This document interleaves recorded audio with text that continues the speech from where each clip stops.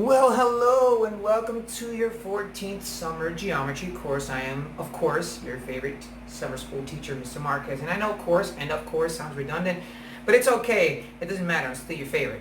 Anyway, today we're going to continue our discussions on polygons. Now, in our previous video, we said that, well, we talked a little bit about what a polygon was, and we said that a polygon was basically a figure that was composed of many sides, and that those sides were made up of lines, specifically line segments, and that those line segments made vertices, which is what we know as the corners, and that they have angles. And we also said that polygons are closed shapes, they cannot have curvatures, and they can't have lines that cross each other, right? So today what we're going to do is we're going to talk about a more specific type of polygons. We're going to talk about specific type of polygons, how to find the sides of a polygons, and how to find the interior angles of a polygon, okay? So let's get started. And I'm going to mention 4 types of polygons. The reality is that there can be many more polygons. So we have a triangle, a quadrilateral, a pentagon, and a hexagon. Now, a triangle we know has 3 sides. A quadrilateral has 4. Now, examples of quadrilaterals are squares, rectangles, rhombuses, parallelograms, okay? Those are quadrilaterals and they have 4 sides, okay? We have a pentagon, which is, of course, a geometrical figure that has 5 sides. We have a hexagon, which is a geometrical figure that has 6 sides. And we have heptagons, which have 7 sides, and octagons, which have 8 sides, and nonagons, which have 9 sides, and we have, decagons, which have 10 sides, and so on and so forth. Now, for all of those polygons that have 7 or more sides, we call them n-gons, okay? N meaning the number of sides that they have. 7 if it's a heptagon, 8 if it's an octagon, 9 if it's a nonagon, 10 if it's a decagon, and so on and so forth, right? Now, one thing to know is that a lot of these polygons are formed by triangles, because and let's look at the quadrilateral. It's kind of like when you have a sandwich, right? You cut it in half and you get 2 triangles. If you cut up the crusts of a sandwich, sounded British there. If you take the crusts and cut up the crust of the bread when you make a sandwich and you cut them in half, that square is made up of 2 triangles. So all quadrilaterals are made up of 2 triangles, okay? So that's why we have the 2 here. And of course, a triangle is only 1 triangle, so that's why we have the 1 there. Now, pentagon, if I were to draw lines or dotted lines, I would have 1, 2, and 3 triangles that make up the pentagon. And if I take the hexagon and I draw triangles, I'd have 1, 2, 3, 4 triangles that make up a hexagon. Now, why is that important? Well, it's important because of the formula that we're going to talk about now. A triangle, all the sides, all the angles inside of a triangle must always equal to 180. Now, that is going to vary depending on the type of polygon that we talk about. For example, if we talk about a quadrilateral, how do we know how many sides of, what are going to be the measurement of the angles inside of the quadrilateral? In other words, what I'm trying to say is, how do I find out how many angles are inside of the quadrilateral? Well, since a quadrilateral is made up of 2 triangles, and all the measurements inside of the triangle are 180, I multiply 2 times 180 and get 360. Which means that all of the angles inside of a quadrilateral must add up to 360. If I have a pentagon, I know that a pentagon is made of 1, 2, 3 triangles. And each triangle measures 180 degrees, so I multiply 3 times 180, and that's 540. So that means that all the sides inside of a pentagon, or all the angles, inside of a pentagon, must measure 540 degrees. Okay, so real quick, all the measurements inside of a triangle must measure 180 degrees. That means that everything that I add inside of a triangle must equal 180 degrees. A quadrilateral is technically made of 2 triangles. So I multiply 2 times 180, and that equals 360, which means that all of the angles inside of a quadrilateral must equal to 360 degrees. If I look at a pentagon, we already established that a pentagon is made of 1, 2, and 3 triangles. And I take the 3 and multiply it by 180, and that equals 540. 540. So that means that all of the angles inside of a pentagon must measure 540 degrees. If I look at a hexagon is composed of 4 triangles, okay? So I multiply 4 times 180 and that equals 720 degrees, which means that all of the angles inside of a hexagon must equal 720 degrees. And so on and so forth. So if you notice, there's a formula, which is the formula that's here, which is n minus 2 times 180. So for example, if and let me use a pentagon first. If I want to know how many angles, although we know the answer, but let's say I didn't know, and I want to find out all the angles inside of the pentagon. I want to know how much all the angles inside of the pentagon, I want to know how much all these angles are supposed to add up to. So I know that a pentagon is composed of 3 triangles. So the n minus 2 times 180, so the n in the formula actually refers to the sides of the figure minus 2. So a pentagon has 5 sides, minus 2 times 180. So 5 minus 2 is 3, and 180 equals 540. So that's basically how the formula works. Let's say I have a figure with 7 sides, okay? So I have a heptagon, a figure that has 7 sides. Now, I don't know how many triangles are inside of a heptagon, but I know how many sides a heptagon has. So we'll just plug them into the formula. So we'll say find the angle measures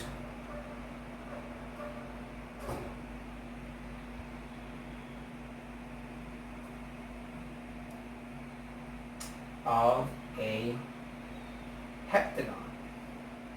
And we're going to see more examples of this later. Now, a heptagon has 7 sides. So we'll just say 7 minus 2 times 180.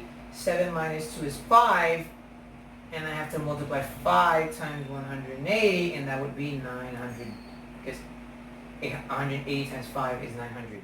So that would be 9. I'm going to continue to find the measurements of the interior angles of polygons. And beside the other example that you saw, I have 3 more that I'm going to share with you real quick. So the first one says, find the sum of the interior angles of a convex octagon. Now, when they want to know the sum, they just want to know how much are all the angles inside of an octagon supposed to be. So an octagon is kind of like a stop sign, or if you watched the UFC, it's kind of like that ring that they use.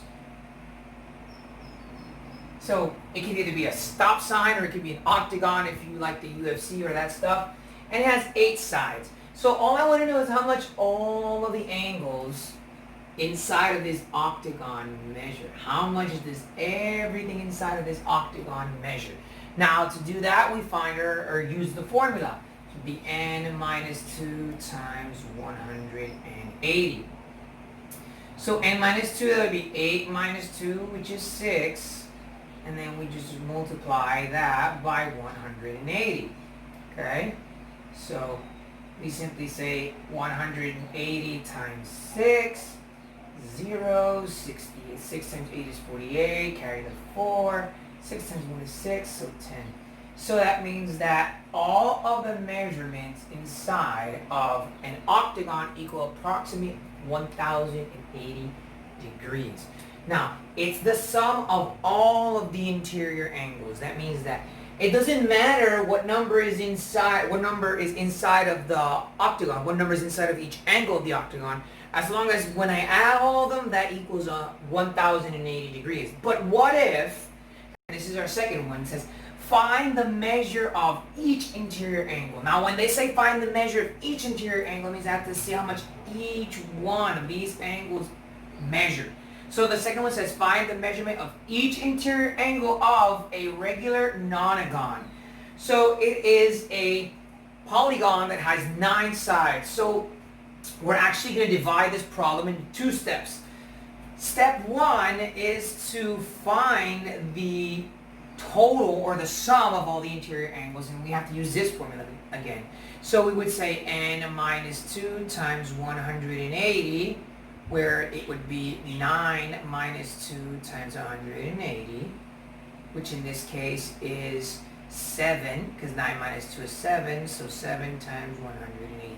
So I have to multiply 7 times 180 to see the total. Okay, so n minus 2, the n is the 9, 9 minus 2 is 7, 7 minus 2, or 9 minus 2 is 7, excuse me, again, n is the 9, because it's a nonagon, it's a 9-sided polynomial. So 9 minus 2 is 7, and now I multiply 7 times 180 to see how much the total is. So 7 times 0 is 0, 7 times 8 is 56, carry the 5, 7 times 1 is 7, plus 5 is 12. So 1260, or 1,260 degrees. Now I have to divide. Now that's step 1. So everything inside of that nonagon is supposed to add up to 1,260. But the question is, find the measure of each. So the key word there is each. And the first one, they didn't care about each. They just cared about the sum. Here they care about each. So our second step is to take the 1,260 and divide it, in this case, by 9. So we're going to do that real quick. And this would be 1, because 1 times 9 is 9, right? And 12 minus 9 is 3, and I bring it down to 6, and that would be 4, because 4 times 9 is 36. And 0. So that means that each angle has to measure 140 degrees. So again, just recapping this one. Find the measure of each interior angle. And the first one, it says find the sum of the interior angles. And the second one, find the measure of each interior angle. So that means I have to divide it into 2 steps. Step 1 is to find the total. So if it's a nonagon, because it says of a regular nonagon, n is 9, 9 minus 2 is 7, 7 times 180 is 1,260. Now I know that the total is supposed to be 1,260, but if I want to know how much each side is supposed to measure, I take 1,260 and divide it by 9. My answer is 140 degrees. Now let's look at C. C is the same thing, but we actually have a figure. It says find the measure of each interior angle of quadrilateral Pqrs. So each angle is actually, angle P measures C degrees, angle Q measures 3C degrees, angle S measures 3C degrees, and angle R measures C degrees. They're not really numbers, they're variables. So how do I solve it? So I'm actually going to go ahead and erase this, so that way we have space to do the process. Okay? So again, I have angle P measures C degrees, angle Q equals 3C degrees, angle R equals C degrees, and angle S also equals C degrees. So and all that is supposed to add up to a sum, to a total, right? So what I'm going to do is actually use my formula. N minus 2 times 180, so that would be my first step. Now, how many sides does a quadrilateral have? 4 sides, so that's going to be 4 minus 2 times 180. So 4 minus 2 is 2, and 2 times 180 equals 360 degrees. So I know that all of these angles, when I add them, are supposed to equal 360 degrees. Now, here's a trick. I use the formula, but just remember, if you ever have a quadrilateral, which is a 4-sided figure, all you need to remember is that if it's a 4-sided figure, all the angles add up to 360. Give me 1 second. All right, so moving on. What I'm going to do now is set up an equation and say C degrees, which is angle P, plus 3C degrees, which is angle Q, plus C degrees, which is angle R, plus S degrees, which is 3C. And we know that all that equals 360. So you're just going to add. 1 plus 3 is 4, plus 1 is 5, plus 3 is 8. Again, 1 plus 3 is 4, plus 1 is 5, plus 3 is 8. So that would be 8c degrees equals 360.